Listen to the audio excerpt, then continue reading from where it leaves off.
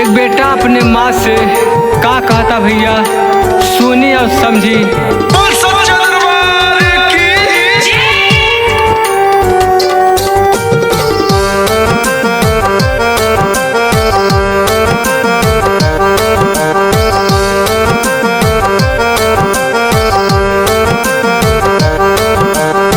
तोहरे दुआरे आईनी सब सुख हम त पैनी, सुख हम त पैनी हे माई। तोहरे दुआरे आईनी सब सुख हम त पैनी, फेरी द नजरिया तनिया जई तू हे माई। बेटा के घरे तनिया जई तू हे माई, बेटा के गाँव तनिया जई तू ए माई, बेटा के घरे तनिया।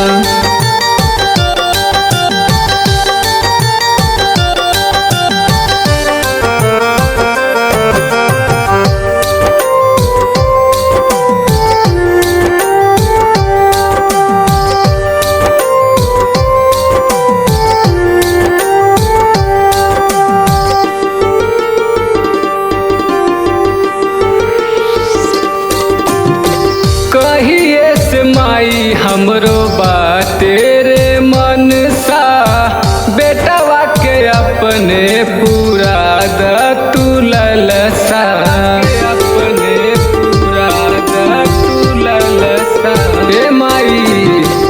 कहिए से माई हमरो बाटे रे मन सा, बेटवा के अपने पूरा द तू ललसा। भोरे भोरे गईली रे भोरे गईली, भोरे भोरे गईनी दर्शन करे मैया जई तू तनी हमरो ही गाँव मैया जई तू तनी हमरो ही गाँव मैया जई तू तनी।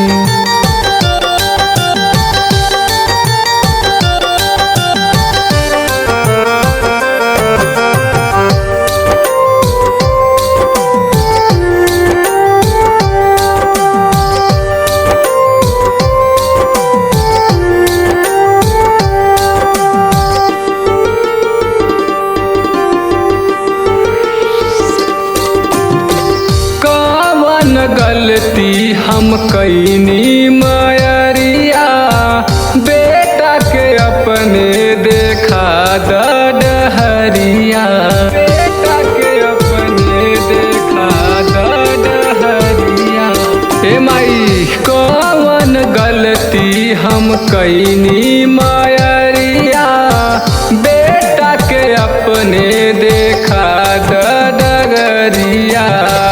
सुनील के आशा बाटे, के आशा बाटे हे माई। सुनील के आशा बाटे कर द बेड़ा पार मैया जई तू तनी अपने ही गाँव मैया जई तू तनी, बेटा के घरे माँ